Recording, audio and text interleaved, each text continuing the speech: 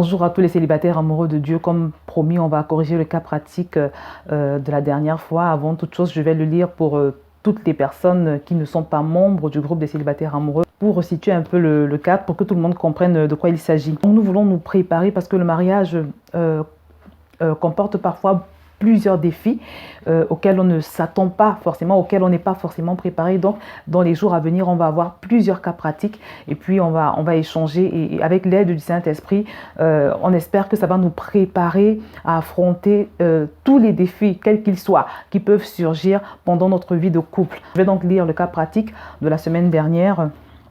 3 mois à peine après votre mariage, ton époux perd son emploi. Au lieu de chercher un nouveau travail, il passe ses journées, ou elle passe ses journées, il peut s'agir de ton épouse également, sur les réseaux sociaux ou devant la télé. Il ou elle semble avoir pris goût à ce rythme de vie et n'envoie plus de CV malgré la pression que tu lui mets. Tu te retrouves étranglé financièrement et les dettes de votre foyer commencent à augmenter. Qu'est-ce que tu fais? Donc la question ici est de savoir ce que tu ferais si jamais, après t'être marié, au bout d'un moment, tu te rends compte que ton époux qui a perdu son travail est pris d'une sorte de paresse inexplicable. Il ne veut plus rien faire, il passe ses journées on va dire dans la vadrouille. Et pendant ce temps, tu subis la pression financière de toutes les charges de la famille qui reposent sur toi. Donc là, j'avais proposé 8 options. On va donc étudier les différentes hypothèses point par point. La première hypothèse, je lui dis ces 4 vérités, à savoir notamment qu'il est un sous-homme ou qu'elle n'est qu'une grosse feignante. Alors là, c'est non, bien évidemment. Tu n'as pas besoin d'insulter ton mari, tu ne dois pas insulter ton mari ni ton épouse, parce que la parole de Dieu nous demande de respecter nos maris, d'être soumises à nos maris. Elle demande également aux hommes d'honorer leurs femmes. Donc le respect est une règle dans le foyer. Donc il ne faut jamais te permettre de donner des qualificatifs humiliants à ton conjoint, parce que ce ne serait pas obéir à la parole de Dieu. Donc il n'est pas question de l'insulter, donc la première option déjà n'est pas bonne. Deuxième option, je me menace de le quitter ou de la quitter, non. Parce que la parole de Dieu nous dit que l'homme ne sépare point ce que Dieu a uni. Tu n'as pas le droit de rompre l'engagement du mariage comme ça, simplement à cause d'un problème comme celui-là. La parole de Dieu ne te donne pas ce droit. Troisième option, je l'aide à refaire ses CV et les envoie pour lui. Oui, éventuellement, tu peux le faire. Tu peux le faire parce que ça peut mener à quelque chose. C'est une action positive qui fera avancer les choses.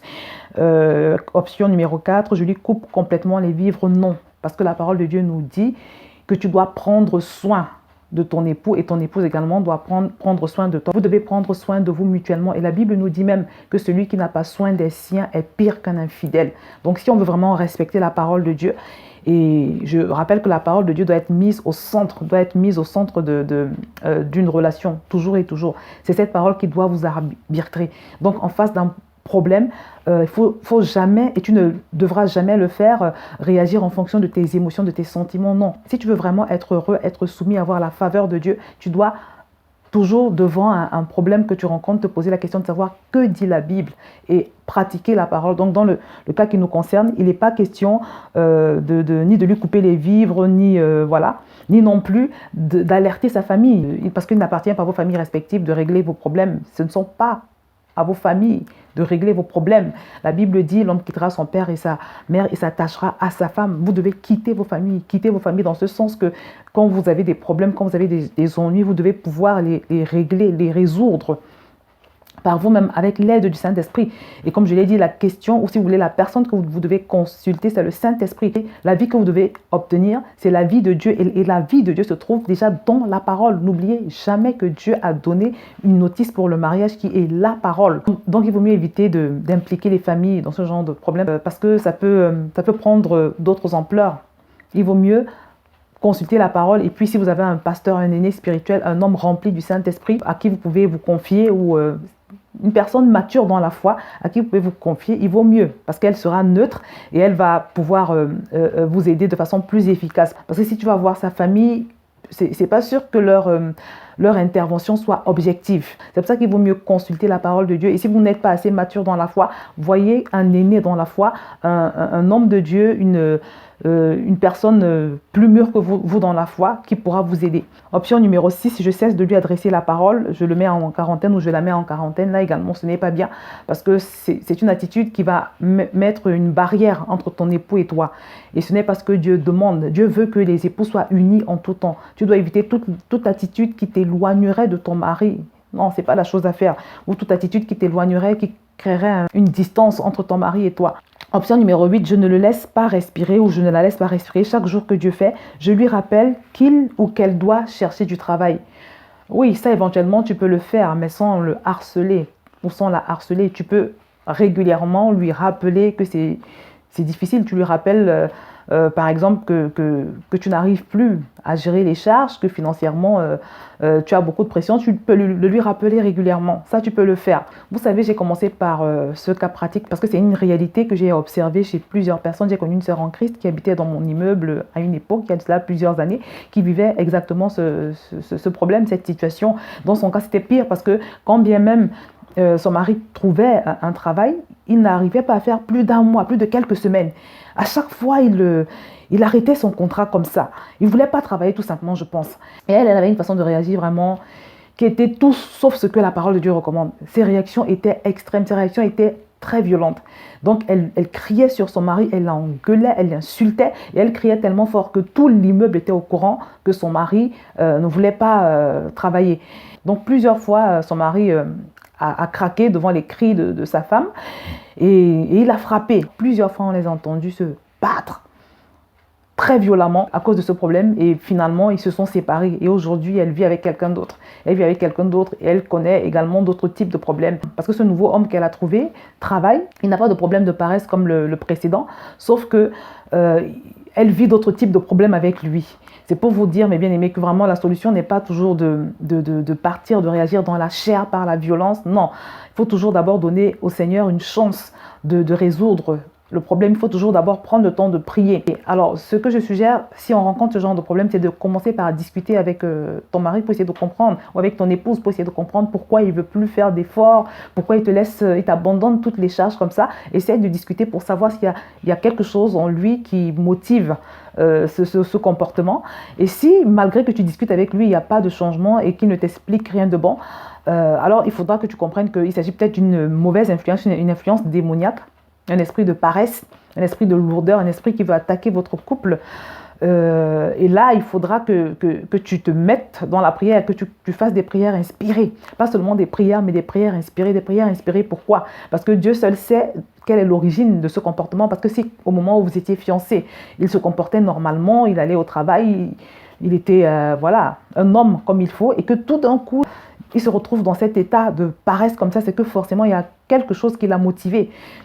Et l'inconvénient de prier pour prier, c'est-à-dire de faire des prières pas forcément inspirées, c'est que ces prières ne seront pas efficaces. C'est pour ça que tu dois faire des prières inspirées et d'où l'importance d'avoir une bonne relation avec le Saint-Esprit.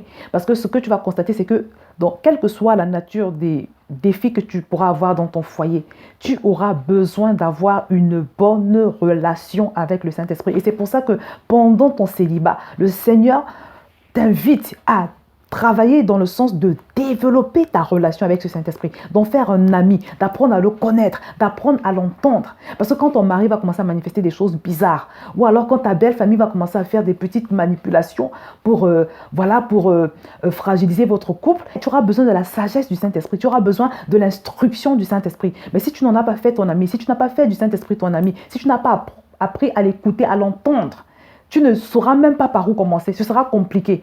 Et il y a de fortes chances que tu réagisses dans la chair. Il y a de fortes chances que tu craques. Parce que dans ces moments-là, c'est là où vraiment tu vas comprendre l'importance d'avoir développé cette relation dont je parle avec ton Dieu.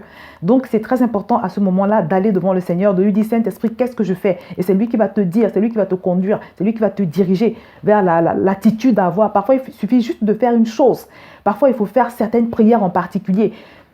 Et c'est le Saint-Esprit qui te conduit à faire la prière d'autorité si c'est nécessaire. C'est lui qui va te conduire à faire, je ne sais pas, peut-être un jeûne. C'est lui qui va te conduire à changer d'attitude, à poser un acte en particulier. Il va te donner la clé, la petite chose à faire qui va décompter la situation. Et c'est vraiment l'attitude à avoir. Chercher Dieu, aller dans la prière et te laisser conduire par lui pour que cette prière puisse être efficace et porter des fruits. La deuxième des choses, aller vers le Seigneur, ce qui demande donc d'avoir une bonne relation avec son Saint-Esprit. La troisième chose, c'est vraiment prier, beaucoup prier pour pouvoir manifester la patience.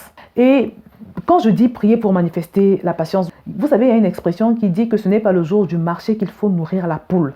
Ce n'est pas le jour du marché qu'il faut nourrir la poule, parce qu'une poule, ça se nourrit avant, des semaines et des semaines avant le jour du marché. C'est pour ça qu'une fois de plus, le mieux, c'est vraiment avant de t'engager dans le mariage, d'avoir un minimum travailler à développer le fruit de l'esprit, c'est-à-dire le fruit de la patience notamment, le fruit de la maîtrise de soi, le fruit de la douceur, le fruit de la tempérance. Toutes ces choses, tu vas en avoir besoin.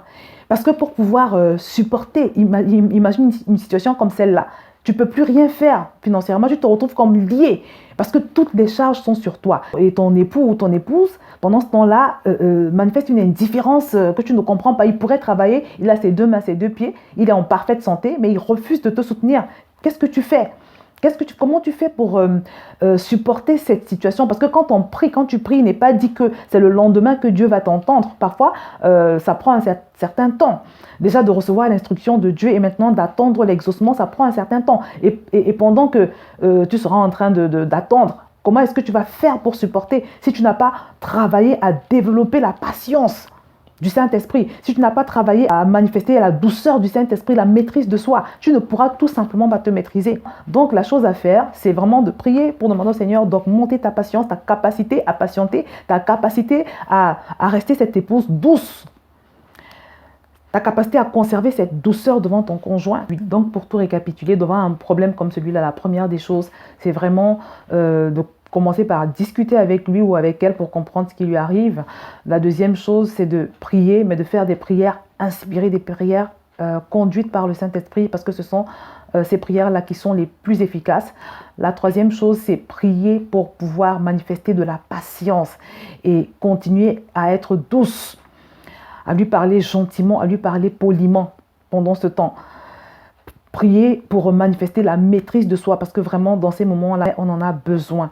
Donc voilà ce que je pouvais proposer comme réponse par rapport à ce cas. On va voir d'autres cas pratiques et je vous encourage une fois de plus à les suivre tous. Parce que ce qu'on est en train de faire, c'est de la préparation au mariage. C'est des choses que les enfants de Dieu rencontrent. Cette femme dont je vous ai parlé, c'était une sœur en Christ.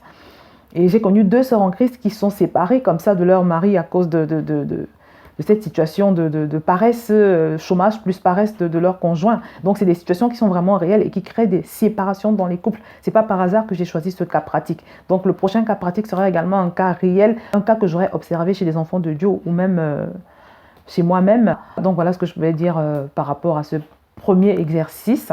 J'espère que tu as été édifié et que surtout, tout ce que je t'ai dit, tu vas le garder au fond de toi, quelque part dans le coin de ton cœur. Merci à tous ceux qui ont participé une fois de plus. Je vous invite à participer à tous les cas pratiques qu'on va faire parce que je vous assure que ça va vous aider. Moi, personnellement, j'aurais aimé avoir ce genre d'exercice avant de me marier parce que quand moi, je me suis engagée dans le mariage, je peux dire que je ne savais même pas où j'allais en fait. Je n'étais pas du tout préparée. Il vaut mieux se préparer. Ça peut t'éviter de divorcer ou d'être trop surprise ou de tomber de trop haut.